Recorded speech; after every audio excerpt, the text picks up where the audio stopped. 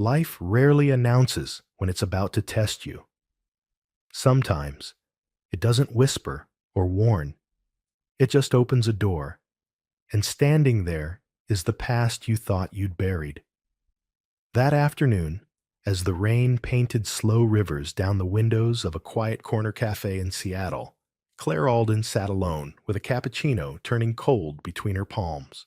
The air carried a quiet chill, unseasonal for early May, but inside Mara's table, it was warm, humming with soft conversations and the scent of cinnamon pastries.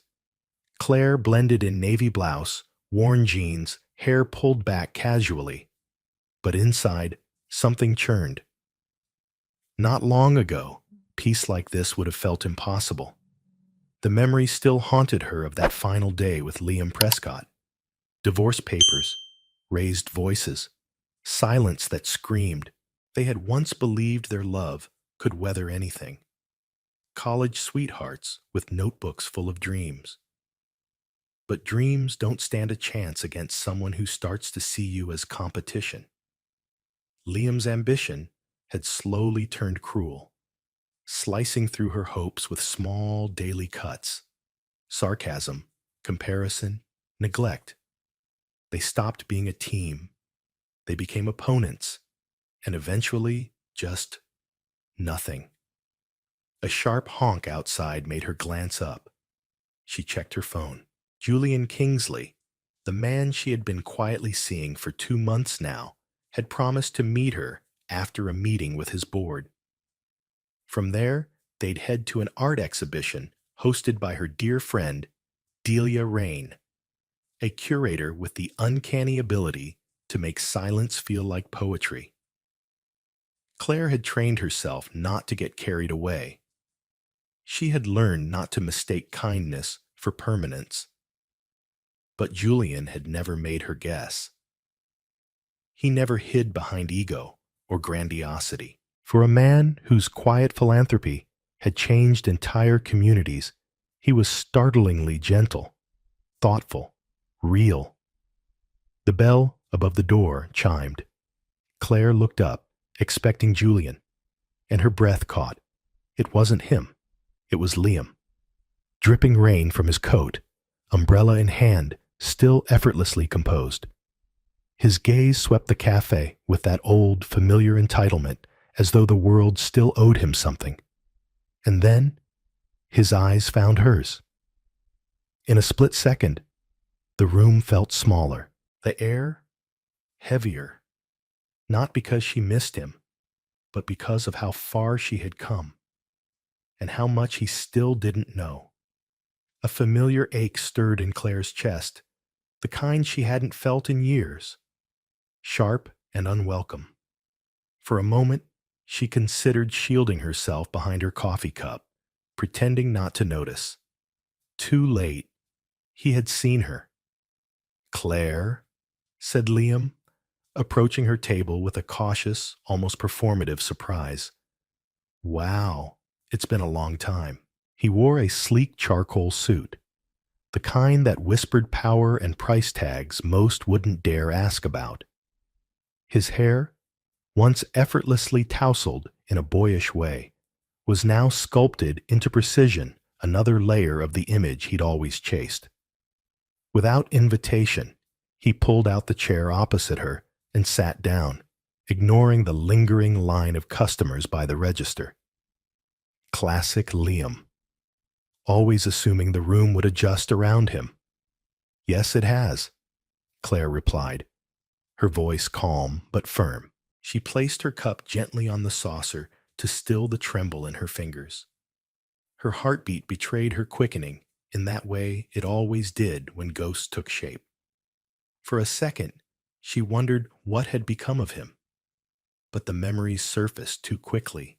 The arguments, the accusations, the slow disintegration of what they once believed was unbreakable. The fights about careers, compromises, whose dreams mattered more. She inhaled slowly. "Not today. You look good," Liam said, leaning back as if they were old friends, and not once lovers split by 1,000 paper cuts. I heard you moved back into the city. How have you been? He offered a smile, but it faltered. They both knew they weren't those people anymore. I'm doing well, Claire said simply. Just taking life as it comes. And you? Busy as ever, he replied, fingers tapping a restless rhythm on the edge of the table. Just wrapped a meeting nearby. Then came the pause, that slight shift in his eyes. Claire braced herself for a backhanded comment, maybe an old jab he couldn't resist. Instead, he cleared his throat, reached for a napkin, and wiped a non-existent mark from the table. He was buying time. And maybe, just maybe, he was feeling something like guilt. I know things didn't end well, he murmured, but I hope you're okay. I am, Claire said softly. And maybe it wasn't entirely true, but saying it aloud felt like willing it into existence.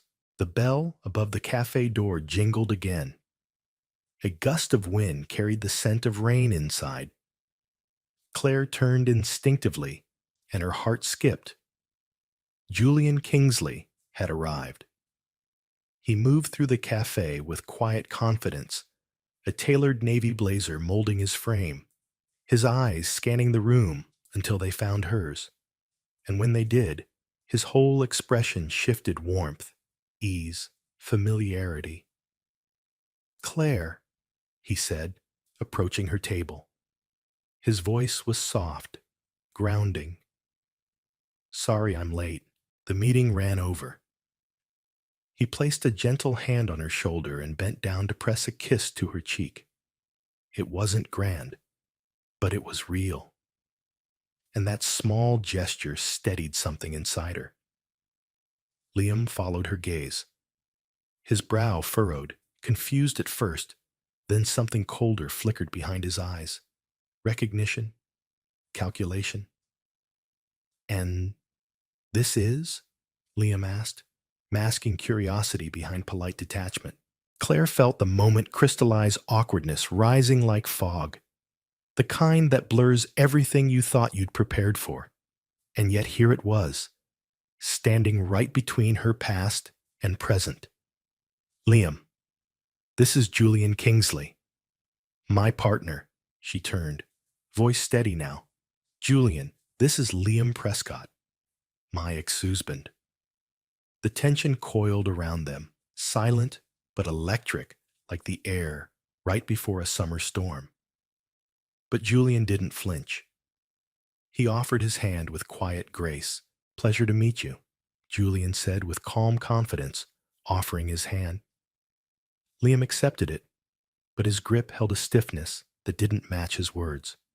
Likewise, he replied, polite but hollow.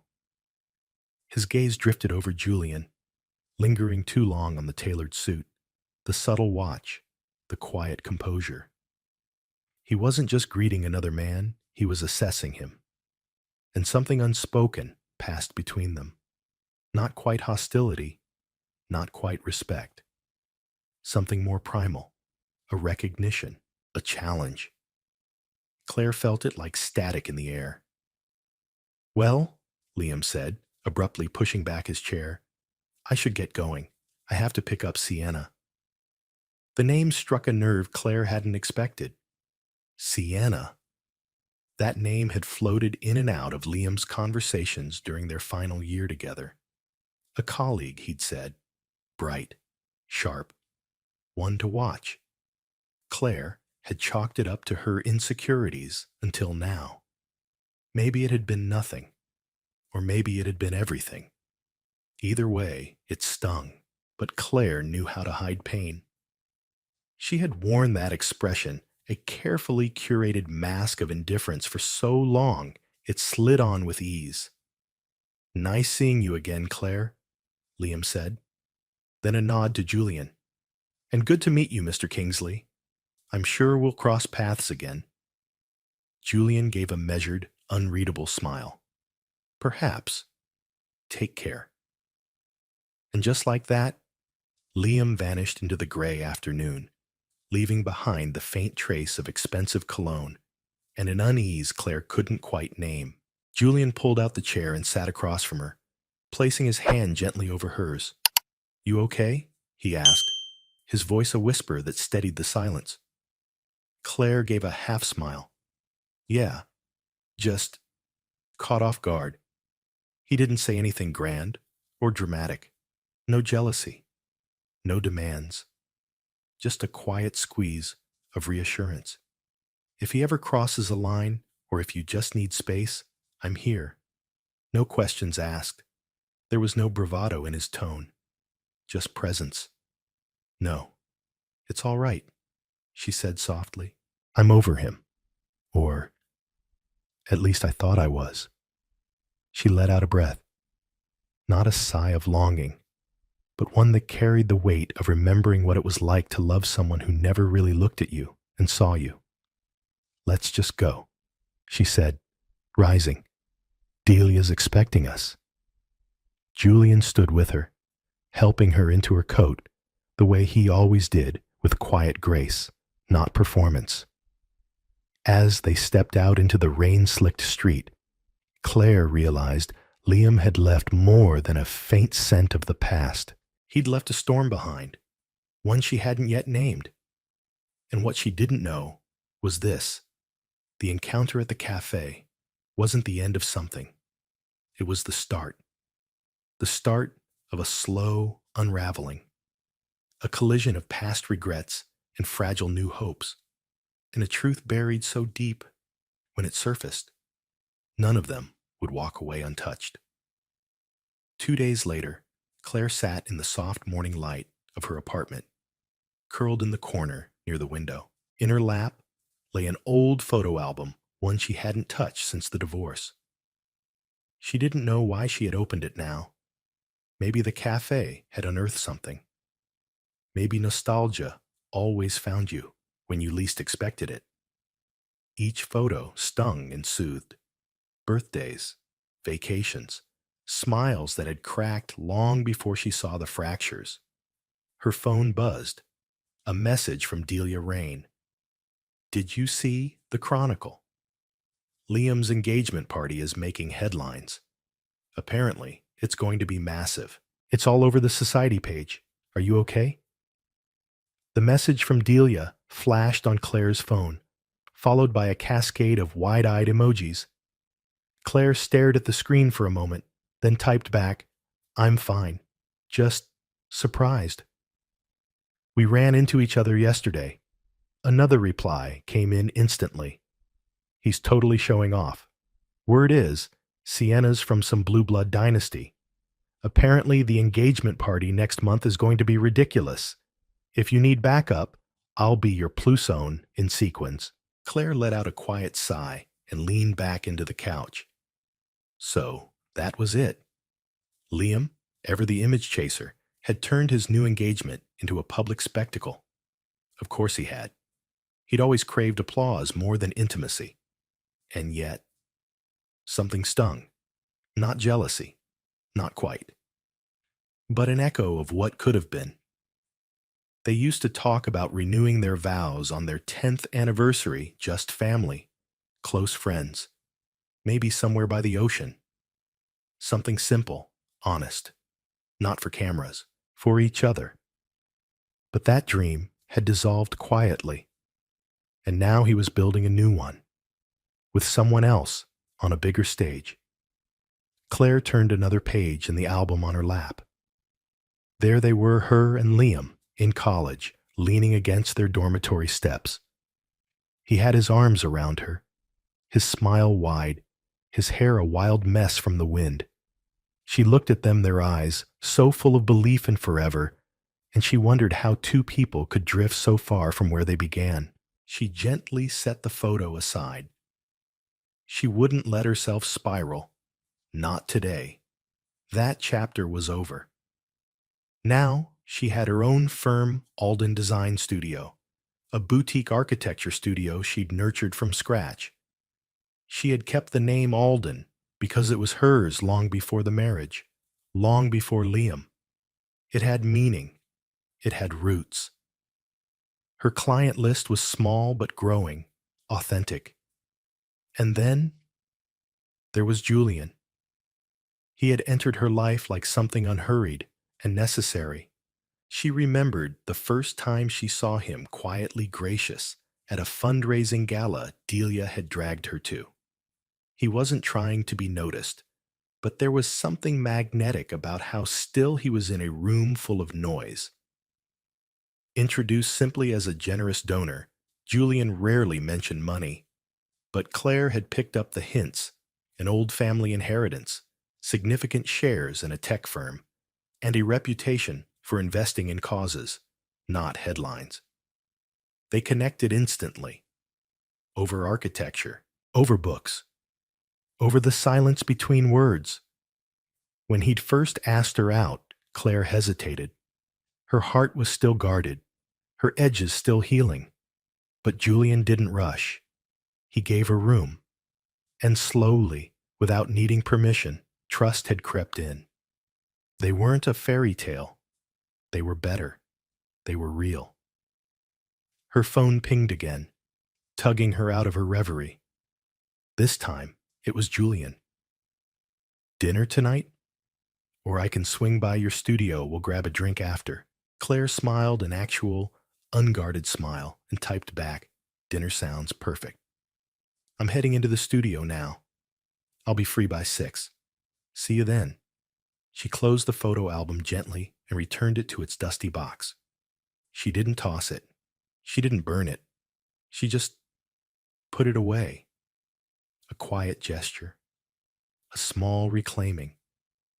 A hope that, maybe, she could leave the weight of those memories tucked in the past where they belonged.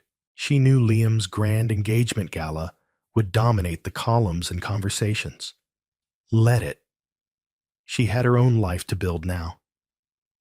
But as she stood to leave, a faint, unsettling feeling stirred in her chest.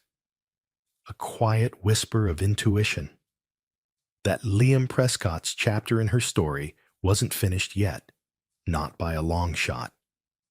That evening, the soft chime of silver bells echoed above the door as Julian guided Claire into a warm-lit French bistro tucked away on a quiet corner of Cypress Hill. His hand rested lightly at the small of her back, steady, familiar. The restaurant Le Miroir was the kind of place whispered about between insiders, known for its buttery cassoulet, vintage burgundy, and the soft jazz that wound its way around antique chandeliers like a lullaby. As they entered, the maitre d' immediately recognized Julian, greeting him with a deferential nod before leading them to a secluded table in the far corner.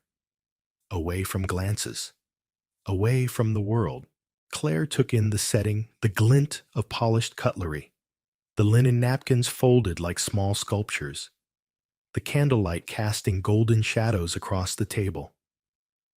A few nearby diners tilted their heads, eyes flicking toward Julian with quiet curiosity. She was used to that now. Wherever they went, someone always seemed to wonder who he was, what he did, why he looked so accustomed to elegance. But Julian handled the attention with the same effortless grace he applied to everything else. He never flaunted, never explained. He simply was. "I went ahead and ordered your favorite red," Julian said, his smile calm and warm. "Thought we should celebrate." Claire raised a brow. "Celebrate what?" He tilted his head, feigning innocence. "Your news. The boutique hotel contract. Don't act like it's not a big deal." Her lips curled despite herself. It was a big deal.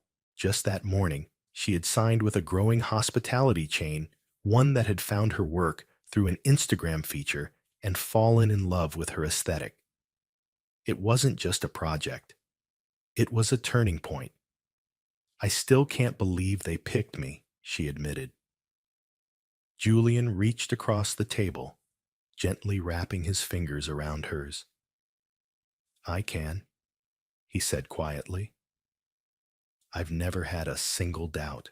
And the way he said it, the steadiness in his voice, the belief made her chest ache in the best way. She wasn't used to being seen like that. Not really.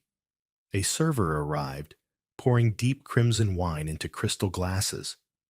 They toasted just the two of them with a gentle clink that rang like a promise. Outside, the rain drew soft trails down the windows, blurring the skyline and wrapping them in a hush only the heart could hear. Claire took a sip, the wine warming her throat, grounding her. They talked easily. Laughter tucked between bites of seared salmon and slow-roasted duck. Claire's eyes lit up as she described her design vision, organic textures, minimalist lighting, architecture that breathed instead of imposing. And Julian listened.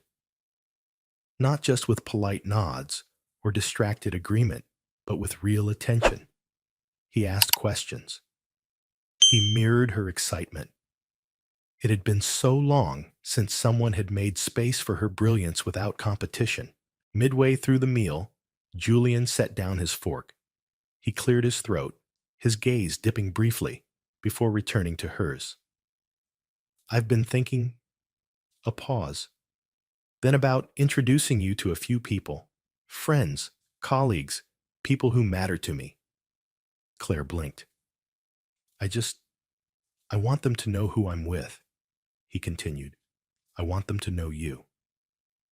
There was a slight tremble in his voice, almost imperceptible, but it was there.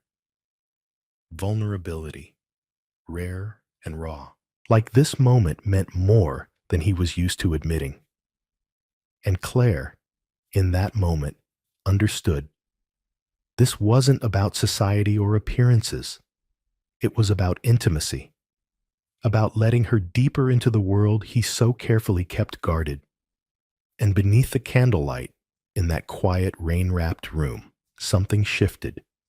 Not loudly, not with fanfare, but with the gentle weight of something real. Claire paused, her fork hovering just above the delicate slice of pear tart. "You do?" she asked. Her voice, gentle but unsure, like stepping toward a door she hadn't expected to be opened. It wasn't just the invitation that made her heart stutter. It was what it meant. Up until now, her world and Julian's had moved beside one another, parallel, close, but separate. But this was different. An introduction to his inner circle wasn't a casual gesture. It was a threshold. Julian folded his napkin with care, then looked up with that steady gaze of his. "There's a charity benefit next Thursday," he said. "I'd like you there. With me, if you're comfortable." He didn't rush. He didn't explain. He just looked at her in that quiet way of his, as if he already saw her standing there beside him, belonging. Claire's mind spun. Would his world see her as someone who didn't fit? Would she begin to believe that, too? But instead of voicing the worry, she let her heart answer. "I'd love to," she said softly. "Thank you for asking." Julian's face warmed, his thumb brushing gently over her knuckles. "I'm really glad you're in my life, Claire." She smiled, one of those rare, vulnerable smiles that comes not from joy alone, but from the ache of healing.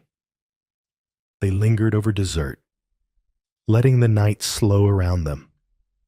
Their conversation turned light favorite books, odd childhood memories, places they still longed to see. Claire talked about Florence and falling in love with the curves of Renaissance architecture. Julian shared a story about getting hopelessly lost in Tokyo and loving every second of it. By the time they finished, the bistro had emptied and the candles had burned low. "I'll drive you home," he said, offering his hand as they stood. A sleek black car waited at the curb. Claire remembered the first time he'd picked her up in one like it, how she had stubbornly called her own ride, insisting she wasn't that kind of woman. that she wasn't looking to be swept off her feet by someone with money. But now, she didn't feel swept. She felt steady.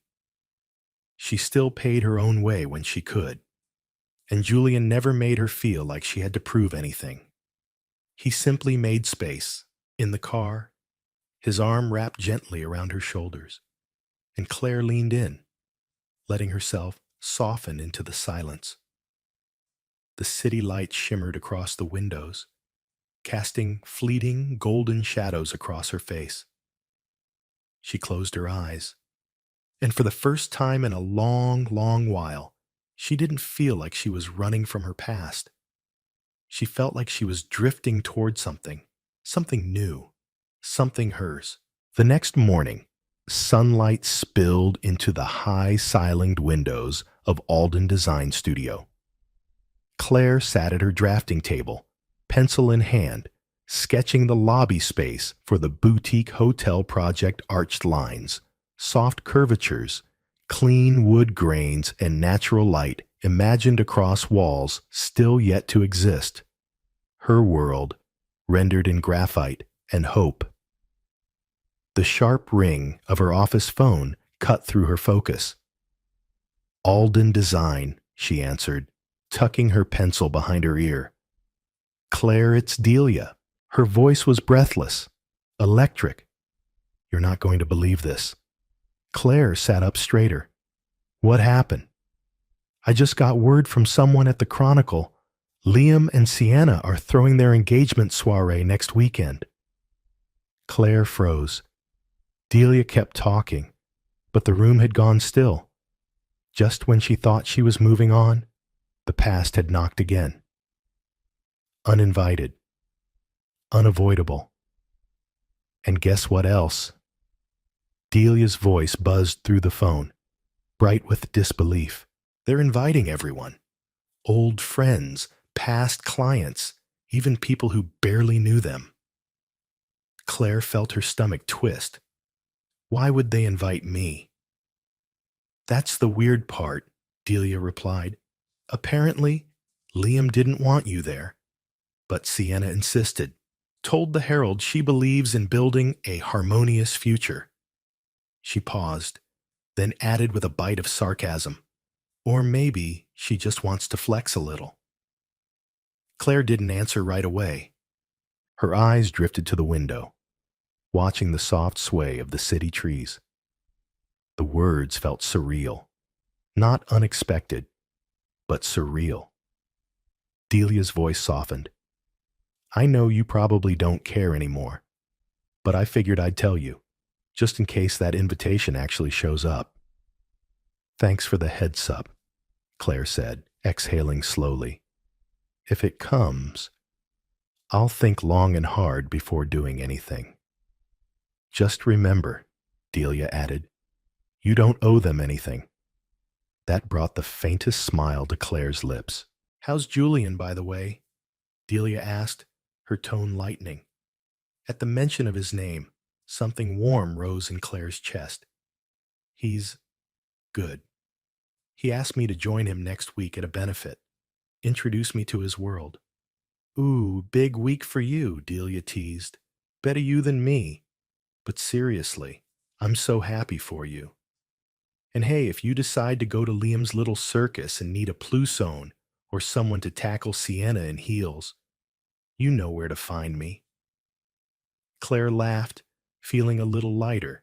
They ended the call, and for a moment, she just sat there, phone still in her hand, the silence around her thick with memory. She could already picture it, Liam and Sienna's engagement soiree, dripping in silk and glass and curated grace. A parade of power, affluence, and staged perfection. Claire knew Sienna came from old Boston money. There were whispers of her courtroom brilliance, her icy charm.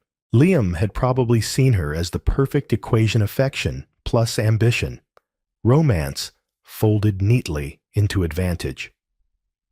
That afternoon, a courier arrived at Claire's door with a pale envelope, cream-colored and rimmed in gold. It was heavy in her hands. Her pulse quickened. The return address was scripted in elegant, unmistakable calligraphy. Mr. Liam Whitaker and Ms. Sienna Marlowe.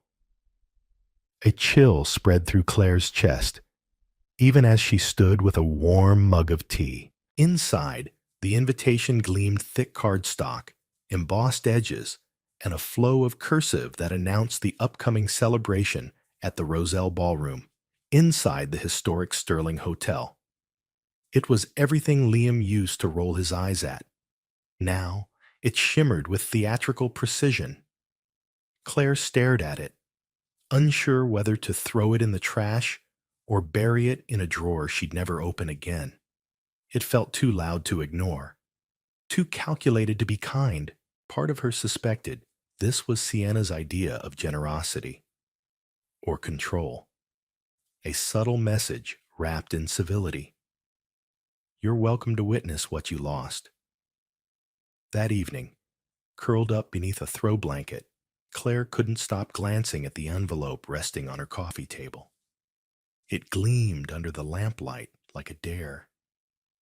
She would talk to Julian about it, of course, get his perspective. Maybe they'd just laugh and skip the whole thing. But even as she told herself, it didn't matter. Something small and sharp pulsed beneath the surface. A whisper. Not of revenge, not of competition, but of strength. What if I showed up? Not for them, for me. To walk into that room not as the ghost of someone they discarded, but as a woman who had risen, who had healed, and who was no longer anyone's afterthought. Not bitter, but better. That's how Claire chose to see it.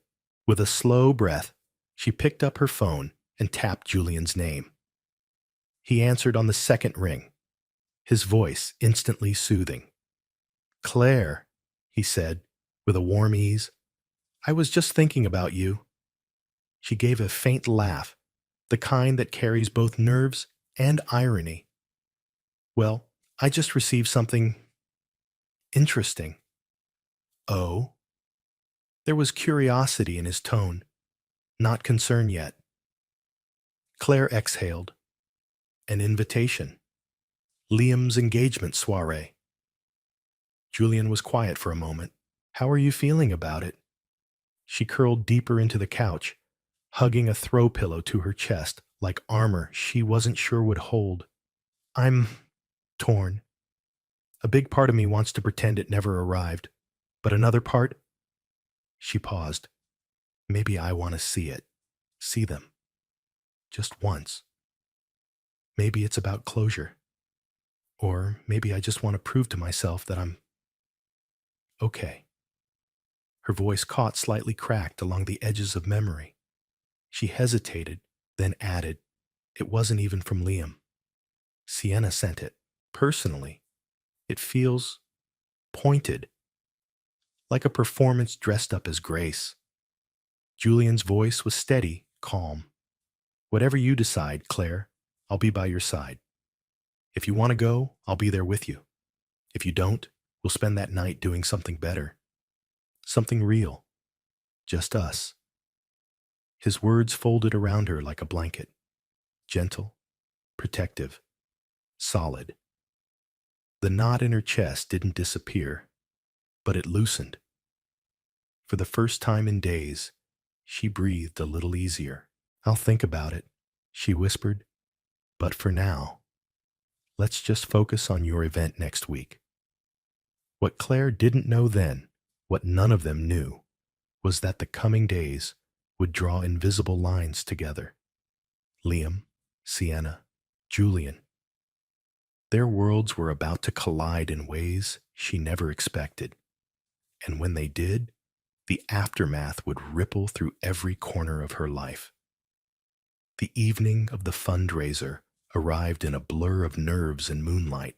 Claire stood before the full-length mirror in Julian's penthouse, the city skyline unfolding behind her like a constellation of promises. The bay shimmered below. Lights danced on the glass towers beyond. Her gown, deep green, soft as dusk, hugged her figure with quiet elegance.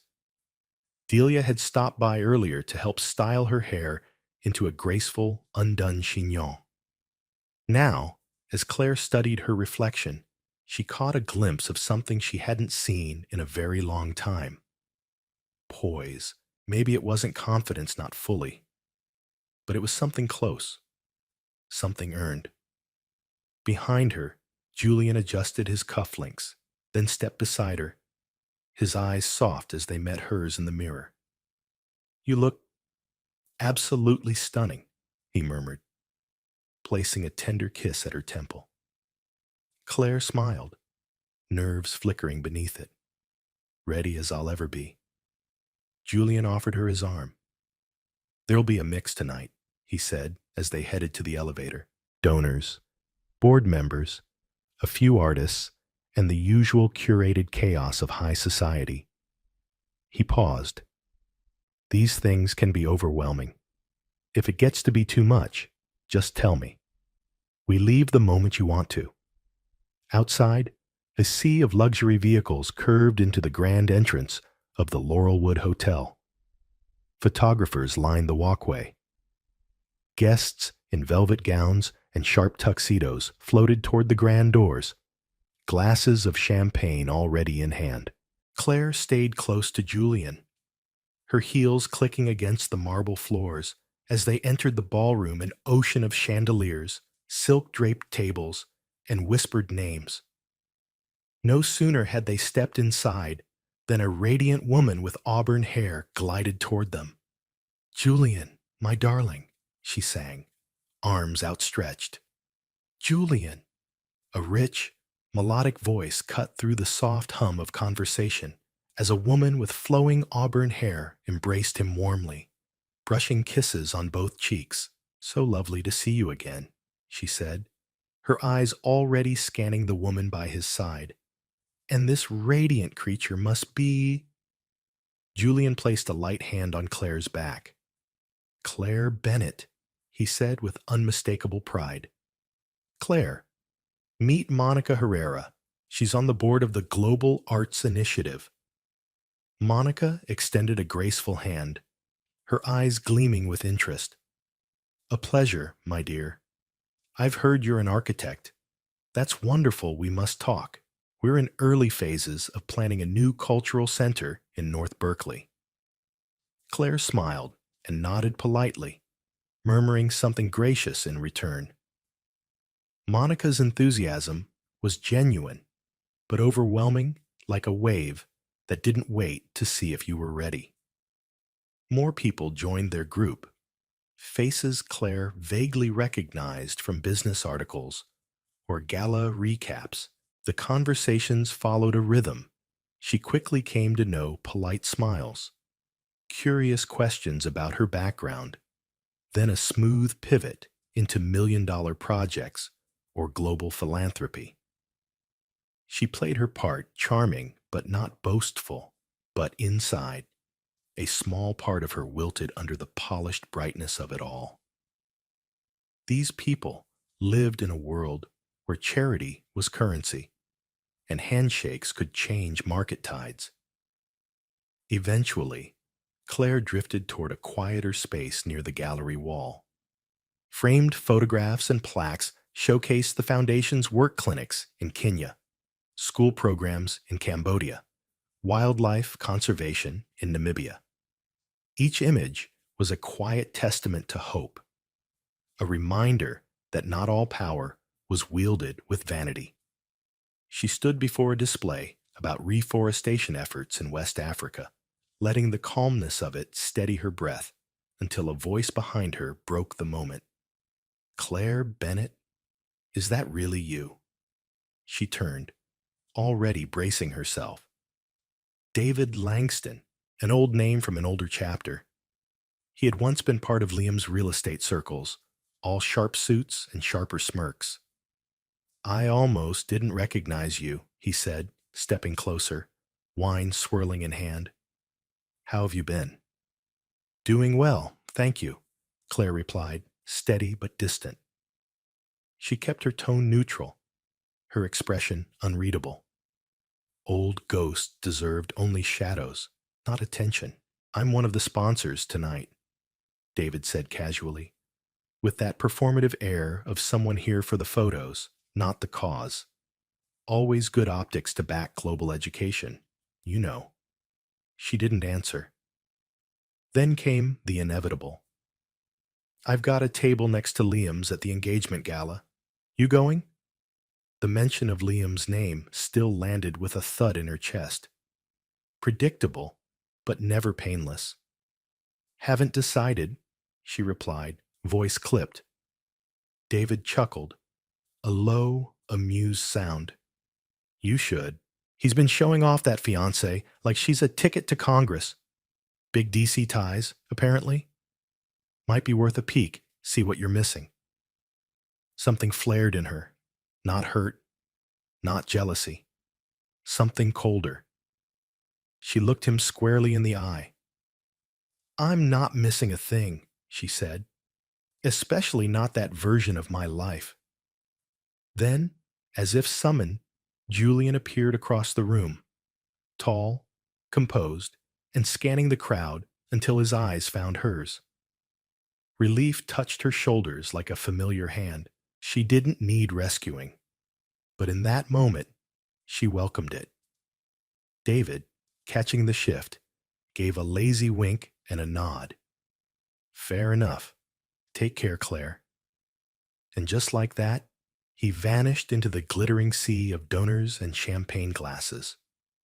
Claire leaned gently against the exhibit wall, exhaling slowly. She didn't know if it was the wine or the memories that left the bitter aftertaste. All she knew was that this world, the one she stood in now, felt real, solid, and whatever Liam's life looked like these days, she had no desire to step backward into it. A painting hung behind her, an abstract city splintered into jagged lines and broken reflections. Claire tried not to see herself in it, but the metaphor was too loud to ignore.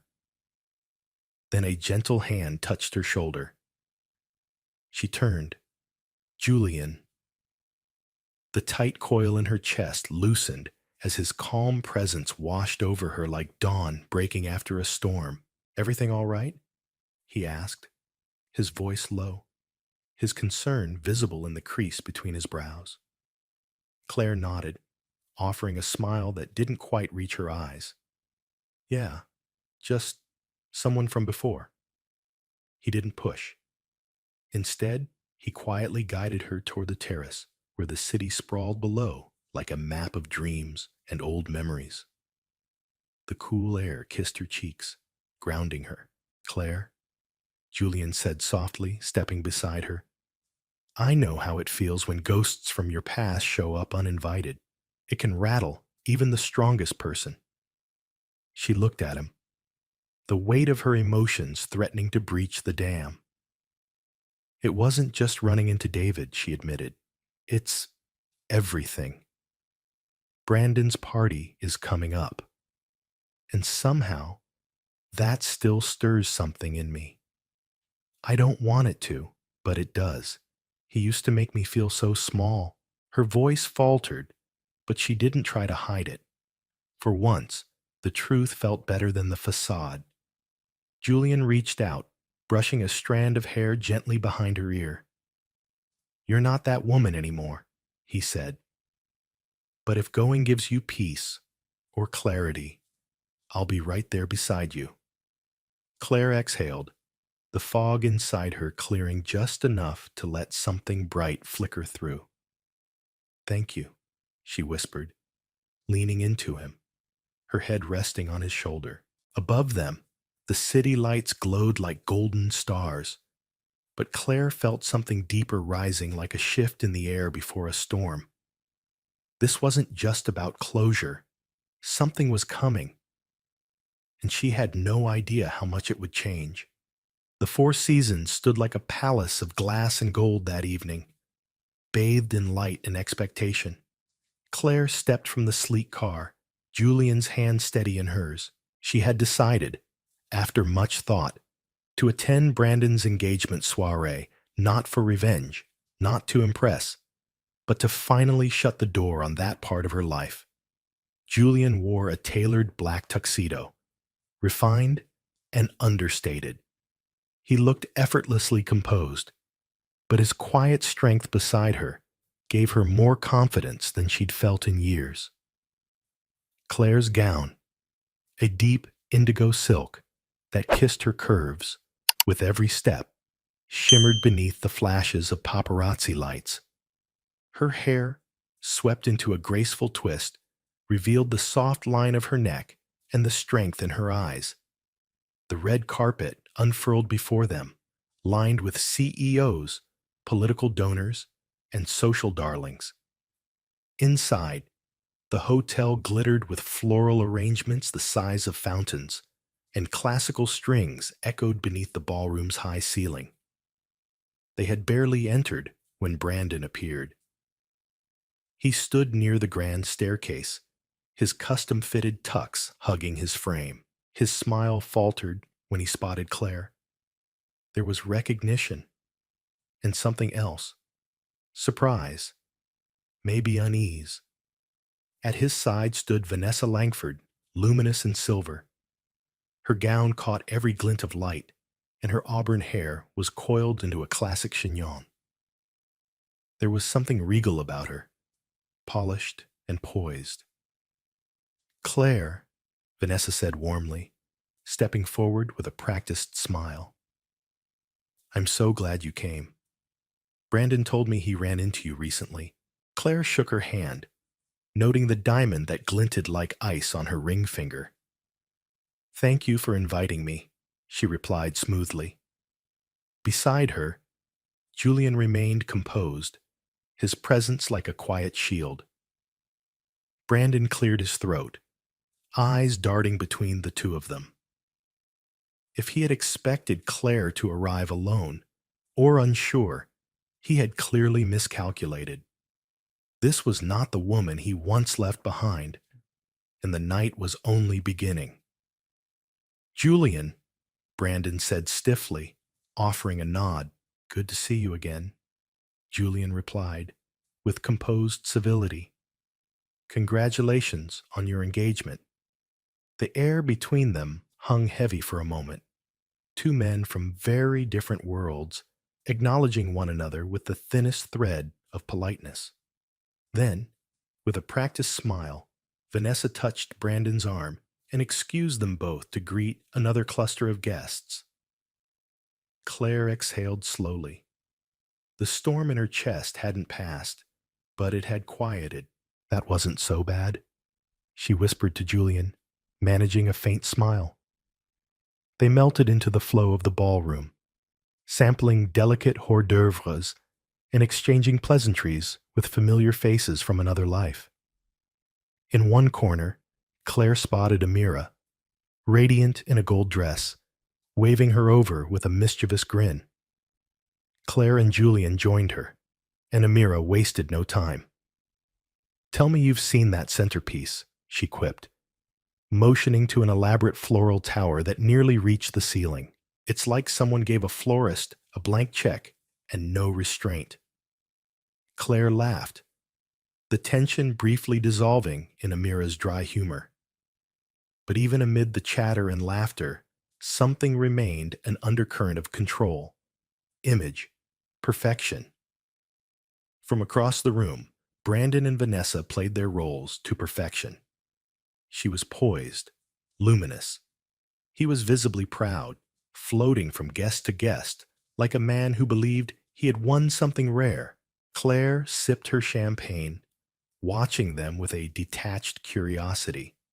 Then came the clink of a microphone, cutting through the din. Brandon stood at the front of the room, his smile as smooth as his tailored suit.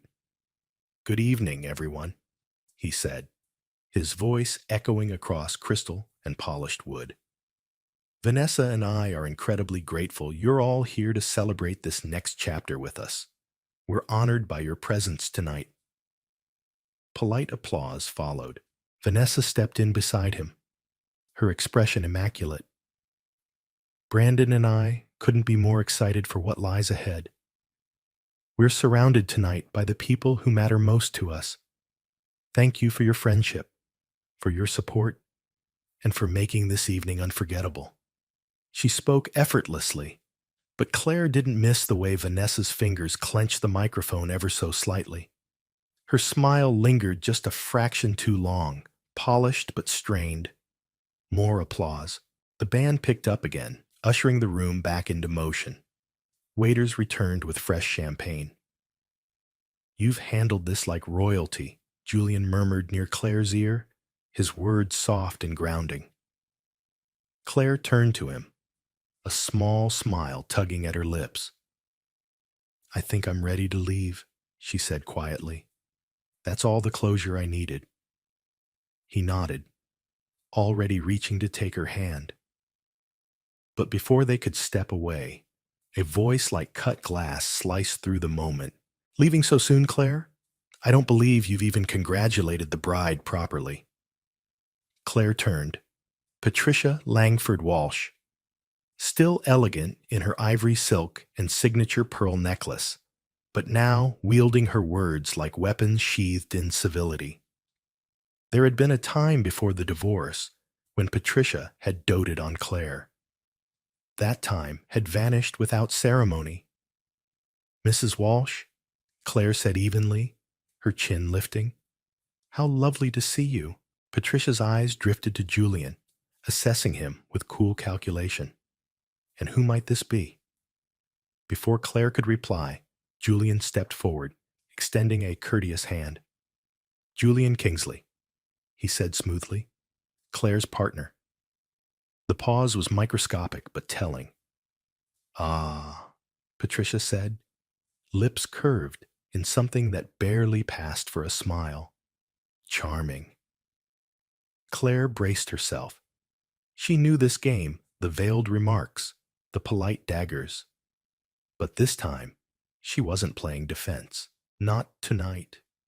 "Julian Kingsley," he said smoothly, offering a slight nod. "I'm here with Claire." Miranda Langford's eyes sharpened, narrowing ever so slightly as if trying to place him.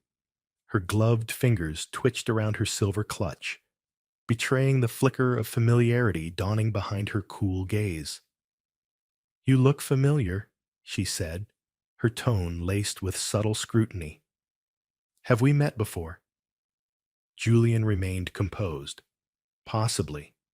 A charity event, perhaps. There was the faintest shift in his posture, relaxed, but alert, like someone used to attention they never asked for. That must be it," Miranda murmured, but her stare lingered. And then, with the precision of a blade cloaked in silk, she turned back to Claire. "I suppose it's good you've moved on, though some of us still wonder if you ever truly valued what Charles brought to your life." Julian said nothing, but Claire could feel the storm tightening beneath his stillness. His silence was intentional, an act of trust.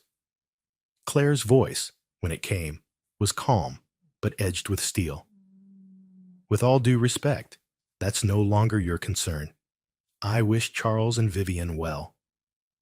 The tension in the air crackled like dry leaves.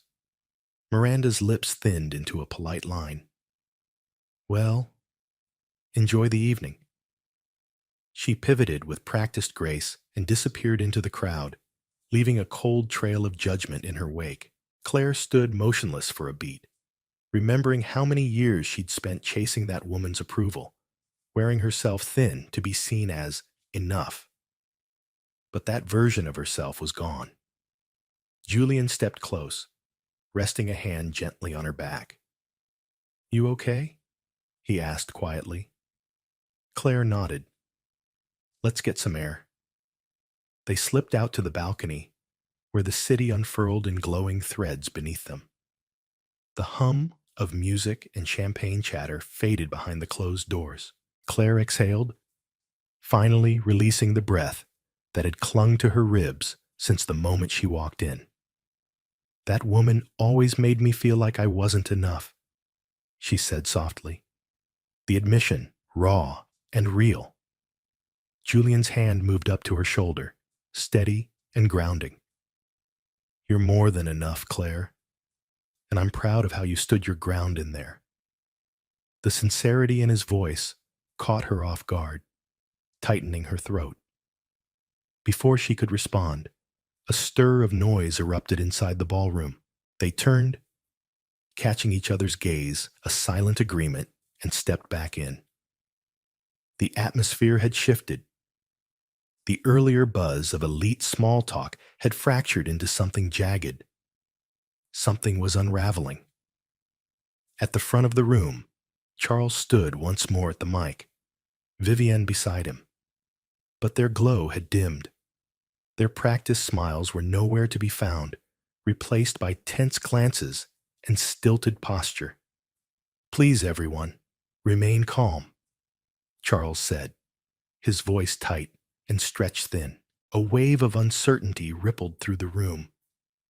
Claire felt it like static on her skin. A large security guard moved purposefully through the crowd, making his way straight toward them. The tension in the room turned sharp, curious whispers beginning to rise like smoke. Her stomach clenched. "Excuse me," the guard said, stopping before Julian. "Mr. Kingsley." Julian's brow furrowed, his expression unreadable. Claire instinctively reached for his arm. "Could you come with me, please?" the guard asked, glancing quickly toward the stage and Charles. Claire's heartbeat surged. "What's going on?" she asked, her voice barely above a whisper. The guard hesitated, visibly uneasy. "There's been a situation. It would be best if we spoke privately." Claire's mind raced. Something was unraveling fast, and somehow Julian was at the center of it. "We received a report that someone may be attending tonight's event under false identity." The guard's voice was measured, yet unease threaded through each word.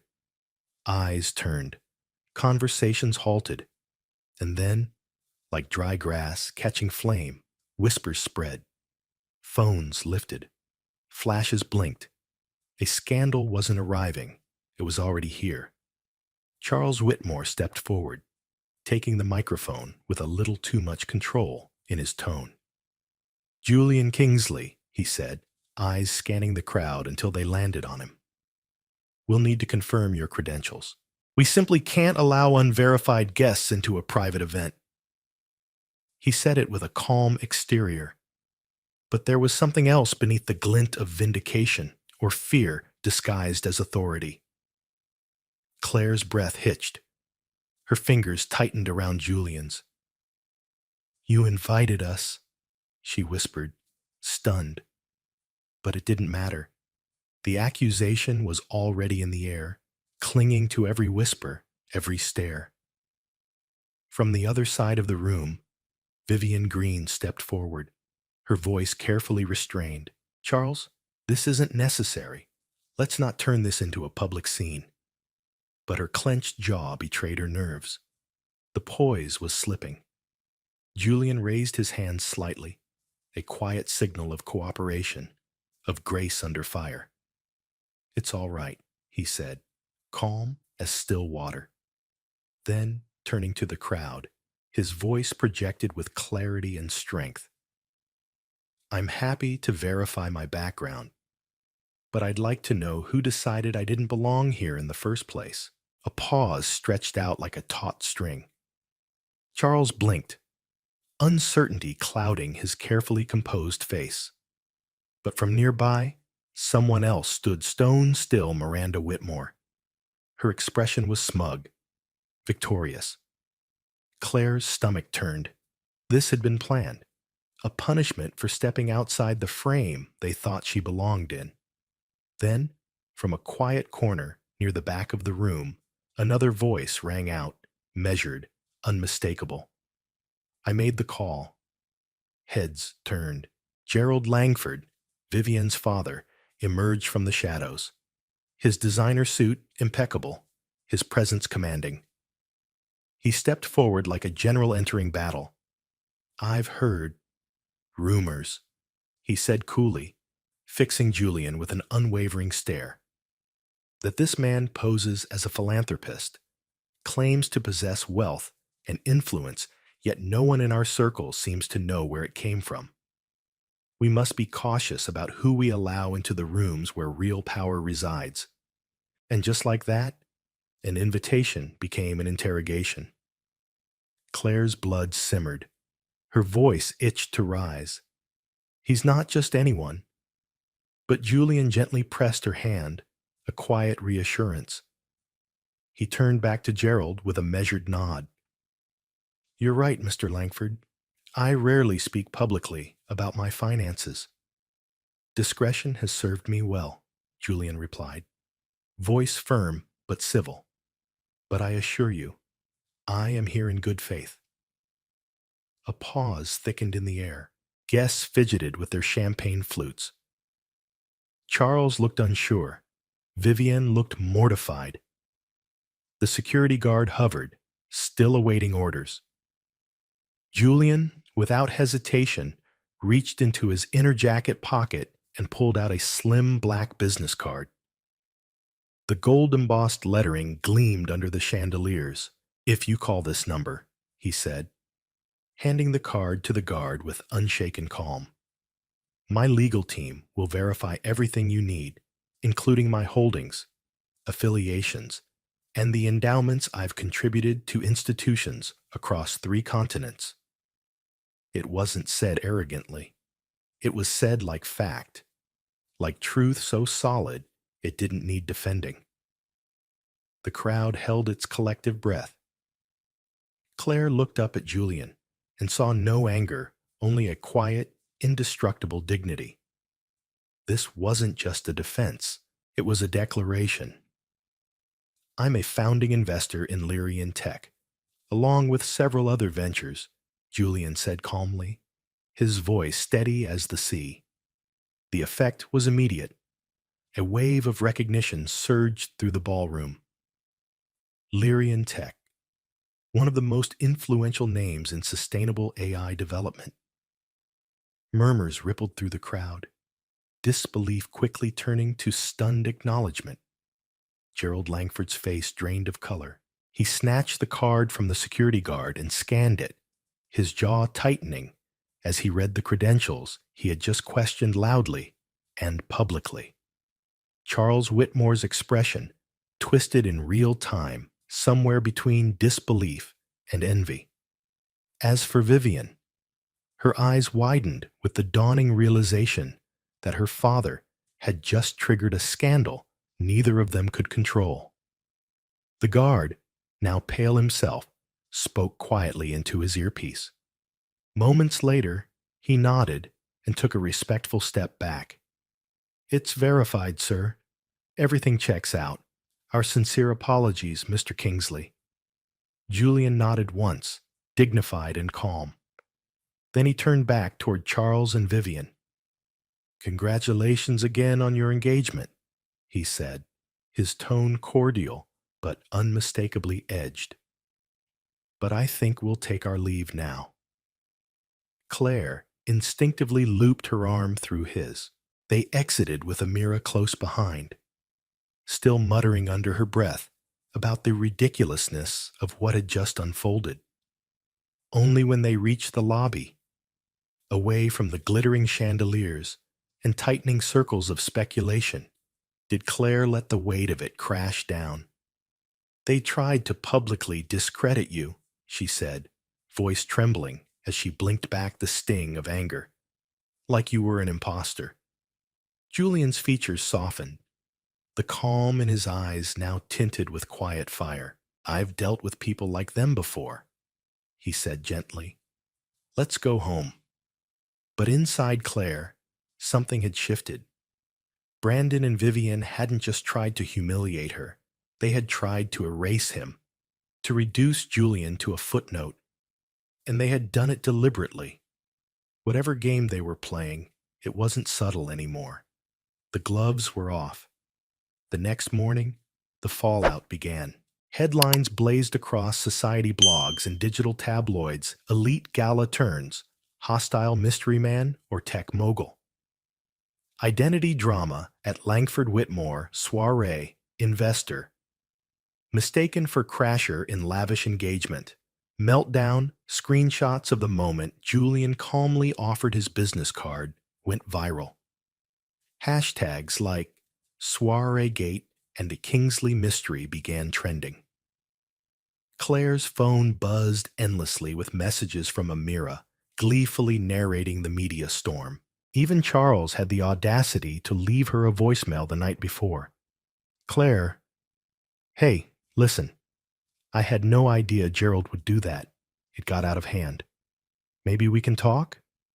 Just clear the air. Let me know. She didn't let him finish. She deleted the message, her expression unreadable, but her resolve clear.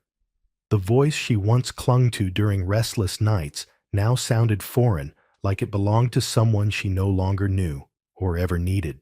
If there was one upside to the night's chaos, it was this: Julian Kingsley was no longer the man the elite whispered about with curiosity.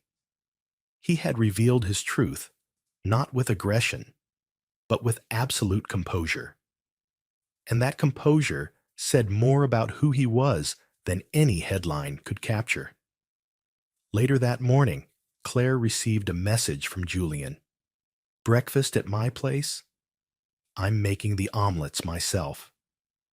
She smiled, the heaviness of the night lifting ever so slightly. He was calm, he was certain. And through the storm, he had stood not just beside her, but for her. And now she would do the same. Over warm croissants and rich coffee in Julian's penthouse overlooking the misty bay, Claire and Julian recounted the previous evening's chaos. His tone held a note of wry amusement, but beneath the surface, she sensed something deeper. Well, Julian said with a half-smile, buttering a slice of brioche, it appears the Langfords now think I'm some charming fraud who managed to con his way into polite society. He gave a quiet chuckle, but Claire could hear the undercurrent of weariness in his voice, a heaviness that came not from surprise, but from the familiarity of being underestimated. It's infuriating, Claire murmured, her fingers tightening slightly around her mug. You've given so much, built so much. Why do people assume wealth has to come with a mask? Her voice was edged now, protective, not just of him, but of the goodness she knew lived quietly at his core. Julian offered a small shrug, gazing out at the skyline beyond the windows. People project what they fear or envy. Money doesn't just open doors. Sometimes it paints targets. He reached across the table, brushing his thumb gently across her knuckles, an anchor in the drift. That's why I've always kept a low profile, but now that you're in this with me, I worry about the noise. Claire interlaced her fingers with his, steady and sure. I'm not afraid of the noise, Julian. I'm proud of who you are, and I won't let anyone make me doubt that. The softness in his eyes turned luminous, touched by something that words hadn't yet dared to say. He leaned forward and kissed her forehead, the gesture tender, lingering an unspoken vow wrapped in silence. Just then, his phone buzzed across the polished oak of the table. He glanced at the screen, his brow knitting. Is something wrong? Claire asked, her voice dipping into concern. Julian sighed. A deal with one of our partners is unraveling some last-minute complications with an acquisition in the Bay Area. I may need to fly to San Francisco tomorrow. Claire set her mug down slowly. For how long? A few days. Maybe a week, he replied. I hate the timing, especially after all that. She offered him a gentle, steady smile. It's all right. Go take care of what needs to be done. I'll be fine here. They spent the rest of the day walking through the sculpture gardens at Fairmount Park and browsing an indie art exhibit in an old converted chapel. It was the kind of day that held space for both healing and escape, a brief pocket of peace in the eye of a gathering storm. Yet beneath her composed exterior, Claire felt something coil inside her chest, a familiar sense of caution. She knew Charles too well. He hated feeling overshadowed. He resented losing control. And now that Julian's name and influence had been publicly confirmed, Claire knew Charles wouldn't take it lying down. Where envy lived, manipulation often followed, and her instincts, sharpened from years of enduring his power plays, whispered that more was coming. Her intuition proved right. Just as she arrived home that afternoon, her phone rang. An unfamiliar number lit up her screen. She hesitated, then answered. "Claire?" The voice was quiet but strained, feminine, familiar. "This is Vivienne. I was wondering if we could meet. I need to talk to you about Charles." Claire's pulse stumbled. Vivienne? Of all people. Her heart braced. This wasn't just a phone call. It was the beginning of another unraveling. For a moment after Vivienne hung up, Claire sat motionless in her apartment, her phone still in her hand, eyes unfocused. There had been no malice in the woman's voice, no hint of gloating for how Claire and Julian had been humiliated the night before. No trace of the polished confidence she'd worn at the engagement soiree. Instead, Vivienne had sounded hollow, brittle, like someone holding a crystal vase that had already begun to crack. The following day, under a sky draped in cold gray, Claire stepped into the Marigold Room, a quiet tea shop tucked between an indie bookstore and a florist in West Crest Village. The scent of bergamot and lavender lingered in the air. The soft lighting and hushed conversations offered a cocoon of privacy, the kind where confessions felt safer. Claire chose a booth near the window, her palms pressed flat on the wooden table. She didn't know what she was walking into, only that something unspoken had shifted the night of the party. And she needed to know what. Vivienne arrived a few minutes later, dressed in a cream blouse beneath a charcoal trench. Her movements were tight, cautious, like someone used to walking through rooms lined with glass. When she pulled off her coat, Claire noticed the way her fingers trembled slightly. "Thanks for meeting me," Vivienne said, sliding into the seat across from her. Claire offered a small, steady nod. "Of course. What's going on?" They placed their tea orders, chamomile for Vivienne, Earl Grey for Claire. Once the server disappeared, silence lingered, taut and waiting. Vivienne stared at the grain of the table for a long moment before speaking. "This might sound strange," she began, voice low, "but I don't really have anyone I can talk to about Charles." Claire's heart pinched at the familiarity of that sentence. "I've been trying to piece things together," Vivienne continued. "He doesn't talk about you much, but I've read between the lines. I know your marriage didn't end well." Claire's stomach tightened, but she stayed calm. "What exactly do you want to know?" Vivienne's hands twisted in her lap, her knuckles white. "Is he always like this?" Her voice cracked slightly. "So controlled or controlling?" Claire felt the breath catch in her throat, the ache of being gaslit, the quiet battles, the slow erosion. It all lived just beneath her skin. Vivienne pressed on, eyes still downcast. Last night, when he realized Julian had a past he hadn't predicted, hadn't vetted, he unraveled. Not because of what your boyfriend's presence meant for the party, but because he felt like someone else had taken the spotlight. Claire recognized the tremor in Vivienne's voice, the sting of living next to someone who needs the world to orbit them and punishes anything that threatens their son. She leaned forward, her tone soft but resolute. When Charles and I were in college, he was ambitious, but there was heart in it. But somewhere along the line, ambition became obsession. Everything turned into a scoreboard. And if I didn't help him win, I was the thing holding him back. Vivian looked up then, her eyes glassy with tears she refused to let fall. Not here, not now. I used to think I was helping him build something, Claire continued. But I was just building walls around myself. And every time I asked for something, he made me feel like I was asking for too much. Vivian's voice was barely a whisper. He says he loves me, but last night, after we got home, he said he wouldn't let some nameless outsider make him look small in front of his guests. Claire flinched inwardly. The possessiveness, the arrogance, it was all too familiar. Vivian shook her head. I told him Julian wasn't a nobody, and he lost it. Threw a glass, screamed, said I didn't understand what this engagement meant. Not to us, but to him. The words hung in the air like the echo of a slammed door. Vivian looked down again.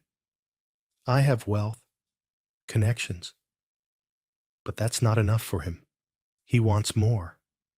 Always more. Claire took a long breath, her voice quiet but unwavering. I stayed too long because I kept hoping he'd remember how to love me without keeping score. She reached for her tea, her hand steady now. I don't know what you're looking for, Vivian, but if it's clarity, I think you already have it. Vivian didn't respond right away, but her silence spoke volumes. He wants to use me as his ladder. Vivian's voice broke slightly as the words escaped her lips as though she'd only just allowed herself to believe them. Claire watched her with quiet empathy, her own memories stirring beneath the surface.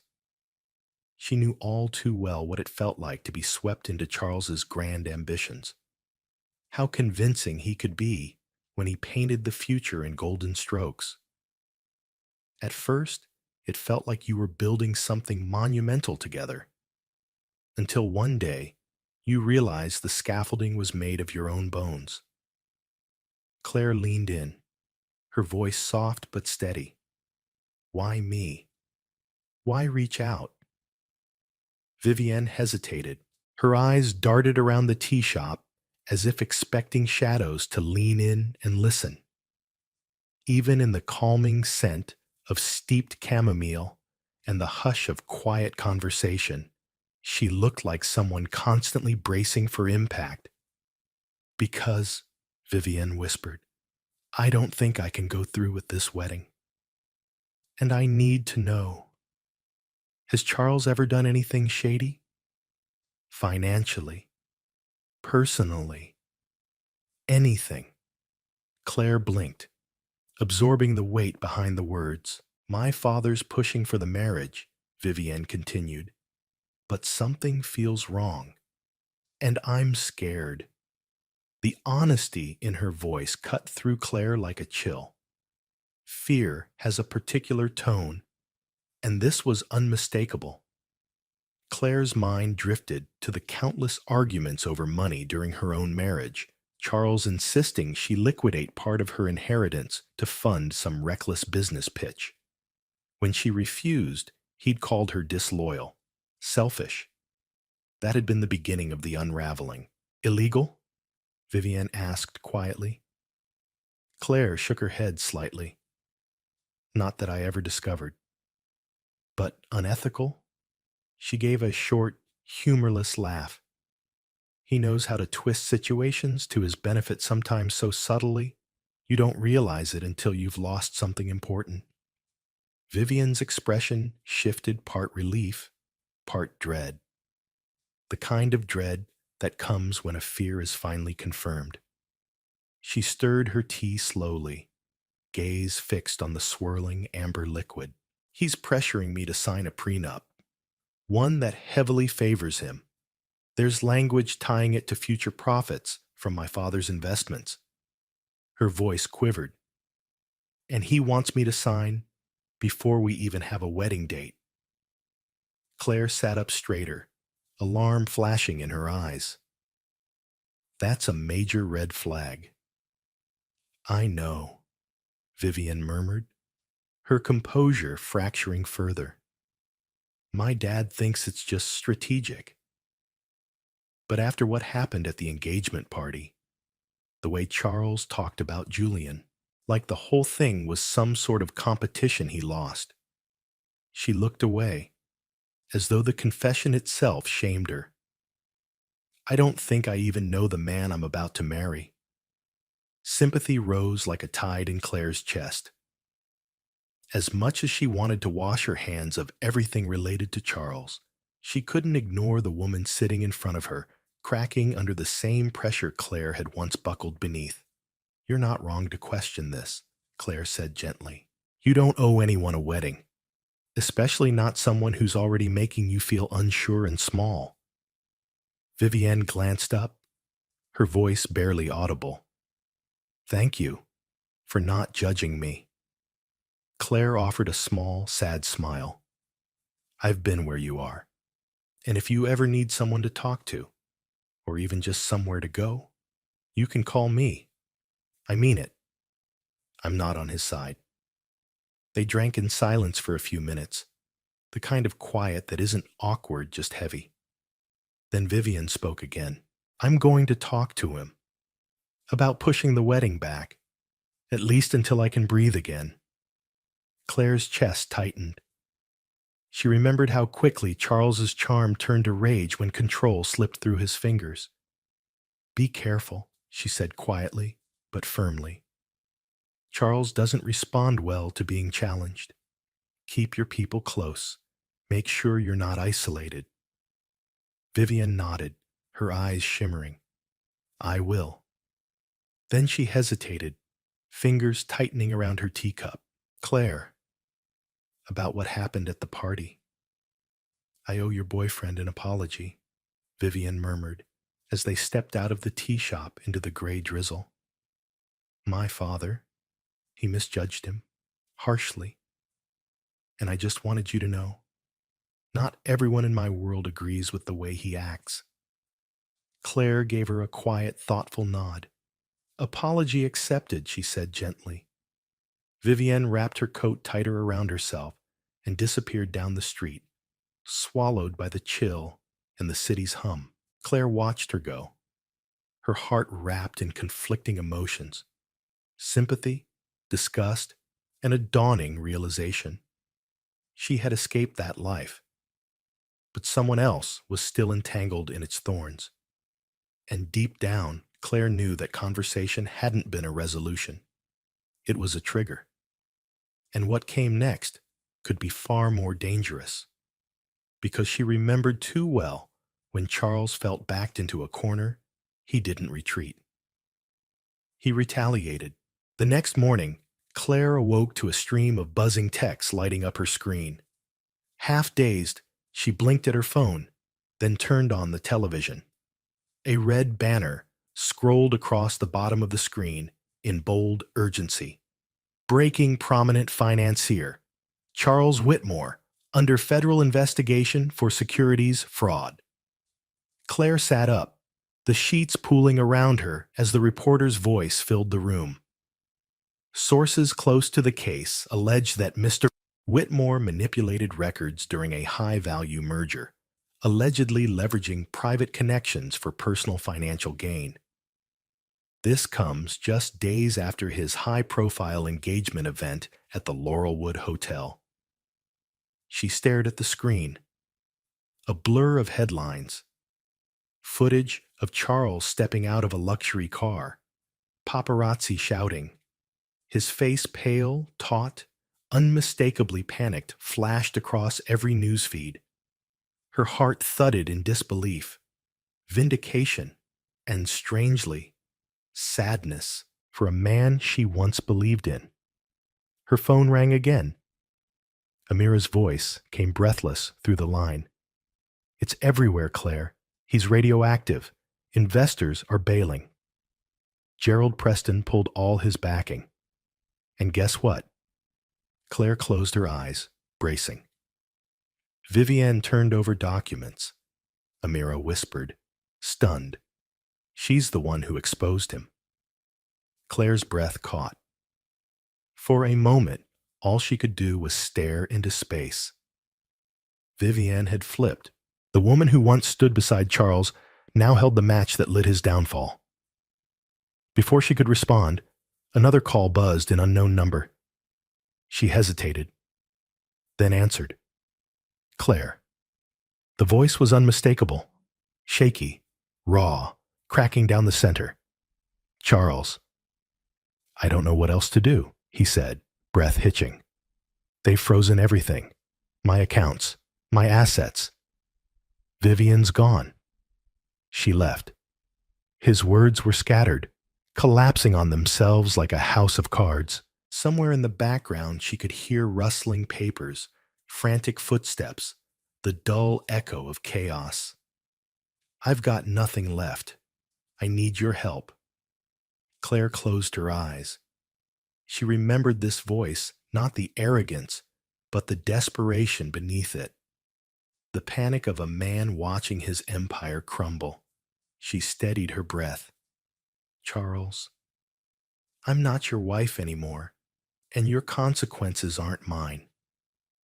Silence crackled, then a bitter, jagged laugh. "You all think you're better than me now. Those people in their glass towers, they pretend to care, but all they want is to win. I played the game." His tone twisted. "Even you. Abandoning me after everything." And then came the venom, sharp and personal. "You think Julian and his perfect billionaire world will always be there for you? You think he'll protect you from this forever?" Claire felt a chill crawl up her spine. His voice had changed colder now, spiteful. "You're not invincible, Claire, and neither is he." It didn't sting anymore, not because it didn't matter, but because it no longer owned her. Claire gripped her phone tightly, her voice level and unwavering. "My life is no longer tied to yours, Charles. Don't ever call me again." She ended the call. Her hand trembled, not from fear, but from the sheer release. The line went dead, and in the silence that followed, something lifted. It wasn't hollow. It was peaceful. In that quiet moment, Claire understood she wasn't holding on to the past anymore. Charles's fall wasn't hers to mourn. His ruin was no longer her burden. What remained was clarity and closure. 2 days later, Julian returned from San Francisco. The elevator chimed as it opened into his penthouse, and when Claire saw him step into the room, her composure gave way. She dropped her bag and rushed into his arms. "I missed you," he whispered against her hair, holding her as if anchoring them both. She pulled him gently toward the couch. "Julian," she said, her voice low, "so much happened while you were gone." She told him everything: the investigations, Vivian calling off the wedding, Charles begging her for help, his voice, his desperation, the accusation in his final words. Julian listened in silence, his jaw tightening slightly at the mention of Charles's call. "He asked for money, said he needed a lawyer," Claire continued. "I told him no. I felt cruel, but I can't be dragged back into his storm." Julian reached for her hand, grounding her with that quiet strength she'd come to cherish. "You weren't cruel. You were wise." "I'm proud of you for standing your ground," he said gently. "And if anything ever feels unsafe, if he pushes again, I'll protect you, no matter what." They spent hours reconnecting, trading stories, unpacking the chaos that had erupted in their absence. The media had run wild, framing Julian as the man who held his dignity while another crumbled. Claire hated the spotlight, but Julian reassured her with calm certainty. Scandals fade. Truth doesn't. That evening, they attended a charity art auction benefiting emerging local artists. The gallery, sleek and minimalist, glowed with soft lights and whispered elegance. Cameras flashed as they stepped inside. Julian, now widely known for his philanthropy, was greeted with admiring glances and quiet reverence. Claire instinctively tensed under the attention, but Julian leaned toward her with a calming smile. "We're here for the art," he said lightly. "Let the cameras fade." She smiled, reassured, and wandered between the canvases until one piece stopped her in her tracks, a painting alive with texture and vivid color, chaotic yet full of light. Hopeful. Julian noticed the way she lingered. Without saying a word, he quietly outbid every other buyer that night. Later, he presented the painting to her at their private celebration, a small evening gathering with close friends at his penthouse, toasting not only her new hotel design contract, but to the bold, vibrant future she was building. Amira arrived first, embracing Claire with effusive energy and the latest buzz from the Charles scandal front. Contracts canceled. PR firm dropped him. "Investors are furious," she said with a sip of champagne. "Honestly, it's like watching a skyscraper fall in slow motion." Claire said nothing at first, simply listening. A part of her, the old part, still felt the sting of pity. But the woman she had become knew better. She had chosen her path, and this one didn't lead backward. As the evening wound down and the last guest departed, Claire and Julian sat together in the dim, quiet living room. Floor-to-ceiling windows framed the glimmering city skyline.